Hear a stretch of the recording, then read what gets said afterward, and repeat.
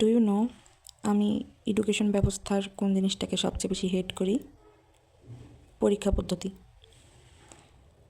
আমি এই পরীক্ষা পদ্ধতিটাকে সবচেয়ে বেশি ঘৃণা করি, কারণ এক গাদা সিলেবাস দেওয়া হবে পড়ার জন্য, আর পরীক্ষায় আসবে জাস্ট 6টা কি 7টা প্রশ্ন বা 10টা প্রশ্ন।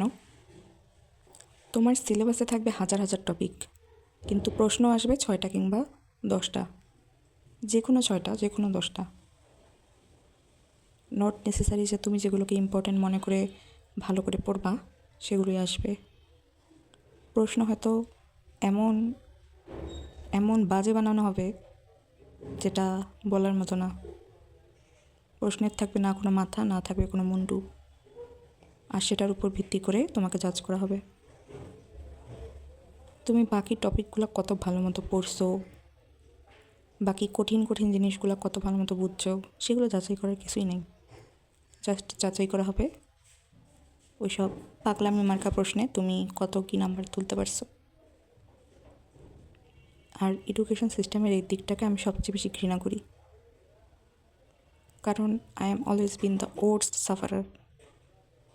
চিরকাল আমার সাথে এটা হয়ে আসছে, এটা হচ্ছে, অ্যান্ড আমি জানি না কখনো আমি এই সমস্যাটা থেকে বের হতে পারবো কি না। তোমরা যারা এই জিনিসটার মধ্যে দিয়ে গেছো তারা বুঝতে পারতেছো যে আমি কী মিন করতেছি।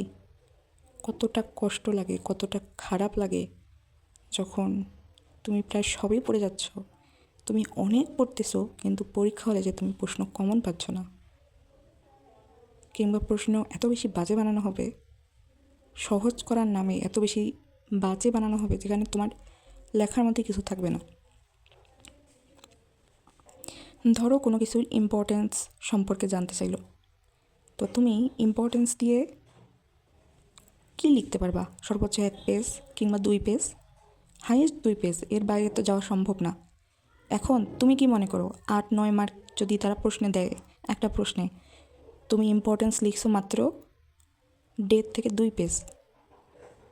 ধরো তোমার পরীক্ষা হলে কিছু মাথায় আসতেছিল না, মাথা ব্ল্যাঙ্ক হয়ে যাচ্ছিল, তুমি অন্য যেসব কঠিন পড়া পড়ছো ওগুলোর ভারে, তো তুমি জাস্ট 1.5 পেজ লিখতে পারলা 8-9 মার্কের অ্যান্সার। 1.5 থেকে 2 পেজ এটা বাদ দিলাম, আমরা হাফ পেজ ধরলাম, তুমি হাফ পেজ লিখছো, তাহলে তুমি সেখানে কত মার্ক পাবা তুমি নিজে চিন্তা করো। টিচার কত মার্ক দিবে? 2। Yes, you heard it right, 2। ওই একই জায়গায় তোমার যদি এখানে ইম্পর্টেন্ট একটা কঠিন টাইপের কোনো প্রশ্ন দিত, সেই প্রশ্নটা তুমি যদি লিখতা, তুমি যদি হাফ পেজও লিখতা, ওখানে তোমার অনায়াসে 4 থেকে 5 মার্ক উঠে যাইত। তোমার মাথায় কিন্তু কঠিন পড়াটা আছে,